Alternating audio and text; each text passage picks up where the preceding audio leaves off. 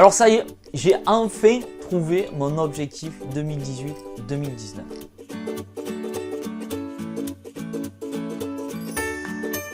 Salut, c'est Serge de Passion e-commerce. Ça y est, j'ai enfin trouvé mon objectif. Vous savez que chaque année, je me lance un défi public, un objectif public à travers cette chaîne. Les premiers objectifs que je m'étais lancé, le premier c'était atteindre le 1 000 000 d'euros avec mon site e-commerce. Je vous ai fait le suivi de tout ça pendant quasiment un an. Défi atteint, ça je suis assez fier. Alors défi atteint en TTC par contre, hein, je suis pas encore j'ai pas réussi à atteindre le 1 000 000 d'euros en hors taxe. Donc il est quand même là dans ma tête, j'ai une deuxième barre à passer. Mais déjà, psychologiquement, d'avoir atteint 1 000 000 d'euros de chiffre d'affaires, même TTC, c'est toujours bien là-dedans.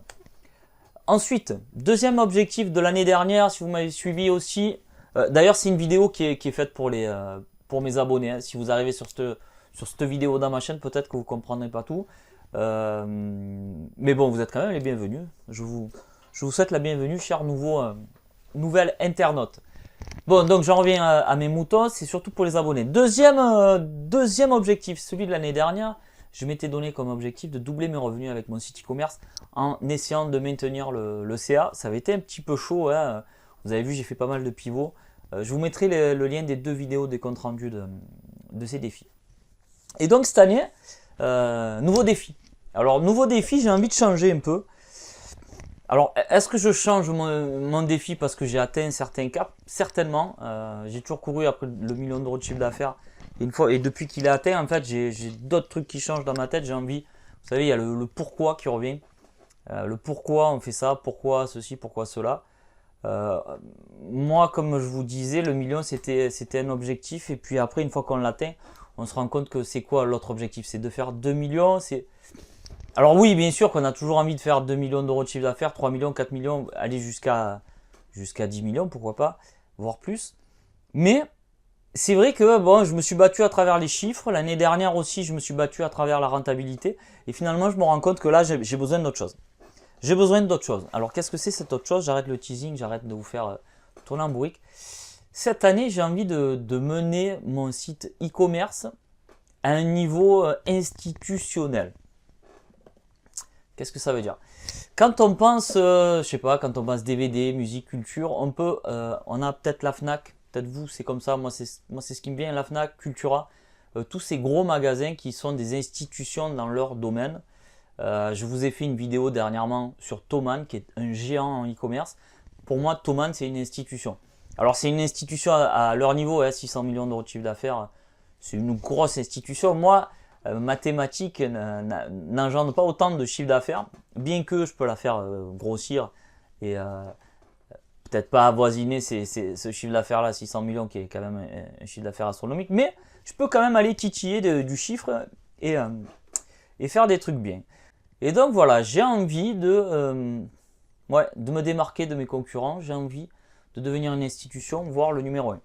Alors si vous me connaissez pas, peut-être que vous n'êtes pas au courant, mais je donne l'adresse de mes sites e-commerce, je donne le nom de Mathématiques, mais pas en direct sur YouTube.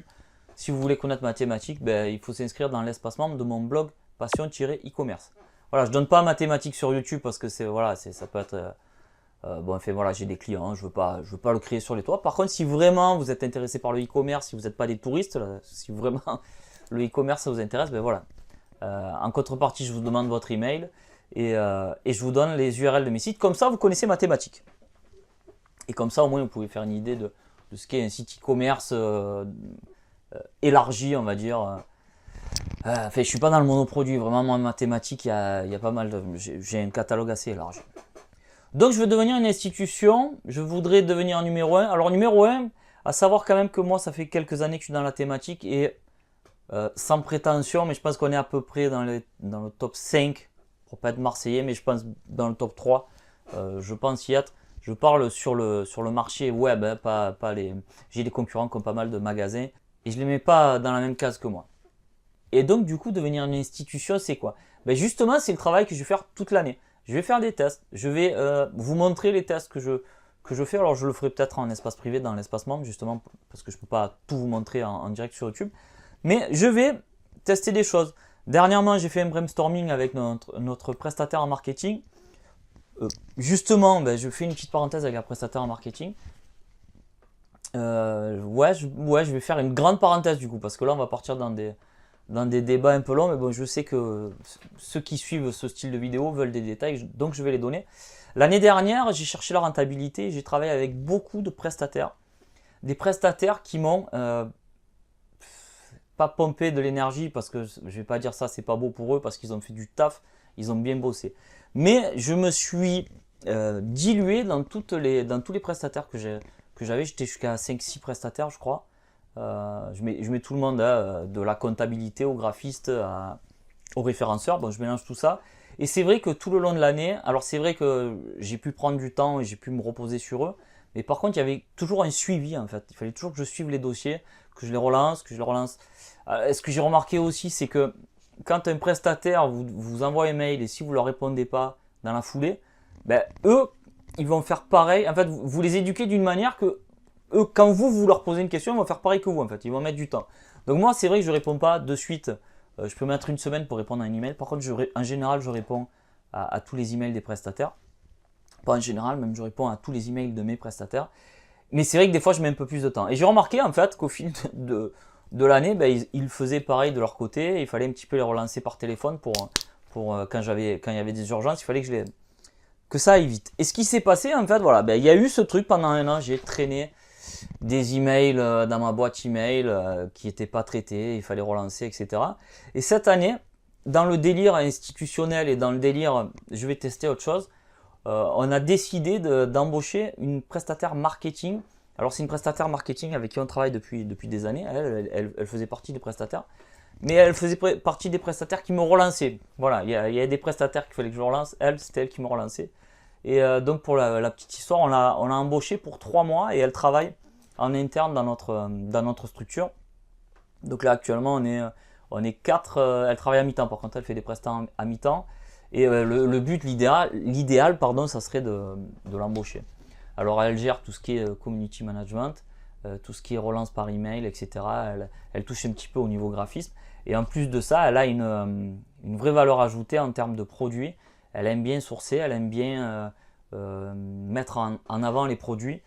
Et avoir une personne aussi compétente à l'intérieur de notre société, ben en fait, je trouve ça génial. Alors moi, j'ai toujours prôné les prestataires. J'ai toujours des prestataires, attention, je ne suis pas en train de dire que j'en ai plus. Mais j'ai envie de faire le test d'avoir de la cellule grise en direct là, dans le bureau, dans la structure, pour voir ce qui se passe. C'est d'ailleurs ce que je vois autour de moi, tous les gros e-commerçants qui... et d'ailleurs, j'avais une fois, j'avais eu une discussion avec Charlotte Gaillard, si je ne dis pas de bêtises, c'est Gaillard, de Berceau Magique, qui m'avait dit que il arrive un moment où quand ton chiffre il stagne, au lieu d'investir dans du matériel, au lieu d'investir dans du stock, au lieu d'investir dans la pub, il vaut mieux investir dans de l'humain, de la cellule grise qui va venir t'apporter de nouvelles idées ou qui va te soutenir sur d'autres points. Et c'est vrai que ce qu'elle m'avait dit là, ça m'avait marqué. Et c'est toujours resté dans ma tête, au fond de ma tête. Bon, voilà. Donc du coup, on en revient à l'institution, devenir une institution dans mathématiques. Ben voilà, on a une personne en interne qui a un back-end en marketing plutôt sympa. Donc voilà, ça m'aide beaucoup et voilà, les réflexions mûrissent. Et donc du coup, on a fait le listing de tout ce qui faisait qu'on devenait une institution et ça passe en gros par le branding. Donc il va y avoir un gros travail de branding, autant en termes d'emballage, autant en termes de peut-être de suivi d'email, peut-être de logo, tout ça. Je vous en parlerai au fur et à mesure. Je sais que cette année, alors peut-être que pour certains, ça va pas faire kiffer parce que je sais que sur le net, ce qu'on aime bien voir, c'est des millions d'euros faits en 10 minutes, etc. Ça va pas être le sujet de mon objectif de l'année. Mais par contre, vous allez voir comment améliorer, comment rendre votre société institutionnelle. C'est un petit peu le mot. C'est un petit peu le mot que je travaille. Voilà. Donc il y a cette partie-là. J'ai toujours dans mes objectifs, dans ma to-do list, j'ai toujours le local à acheter. Hein. Vous le savez, je vous avais fait une visite rapide avec un local. Donc là, je suis toujours en train de négocier un local, mais ça va être compliqué parce qu'il y a des gros frais en taxes foncières, etc. Je sais pas, je suis entre deux. Et ensuite, je suis aussi en train de réfléchir à carrément construire l'entrepôt Mais là encore, on me dit que ça va durer quasiment plus d'1 an et il y a des faux frais. Vous savez, on vous annonce le prix, mais le prix augmente toujours tous les mois. Donc je sais pas. Franchement, j'ai pas envie de passer énormément d'énergie dans l'achat de ce local. Déjà, je vois bien que c'est assez compliqué de trouver des locaux, ne serait-ce des locaux à visiter qui rentrent dans nos critères. C'est rare. Si on veut rester un petit peu dans notre région. Sinon, oui, c'est sûr, si je faisais des bornes, bien sûr, je trouverais. Mais déjà, trouver dans ces critères-là, c'est rare. Donc ça me demande du temps de recherche. Et si en plus de ça, si je cherche, c'est long, et en plus je passe du temps dans les travaux de ce local, etc. Tout ce temps que je vais perdre là, je ne le mettrai pas dans ma boîte.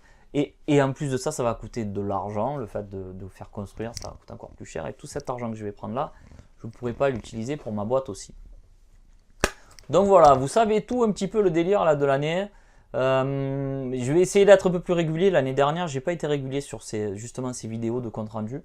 Donc voilà, je vais essayer d'être régulier un peu plus cette année, de vous dire un petit peu comment ça se passe. Sinon, en termes de chiffre d'affaires, plutôt linéaire entre juillet et août. Ça a été l'année dernière, juillet c'était haut, août c'était bas. Là, cette année, ça s'est inversé. Mais si on additionne les 2 mois, c'était kiff kiff. Par contre, là, ce mois de septembre, est difficile.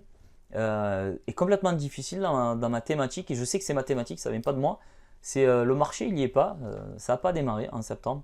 Alors j'ai beau discuter un petit peu autour de moi, et c'est vrai que c'est moulasson, voilà. Je sais pas si le mot est exact, mais c'est moulasse quoi. Et, le mois de septembre a du mal à décoller, et d'ailleurs il y a justement, je discutais avec notre prestataire marketing qui me disait regarde le nombre de mails qu'on reçoit en relance, en remise, etc.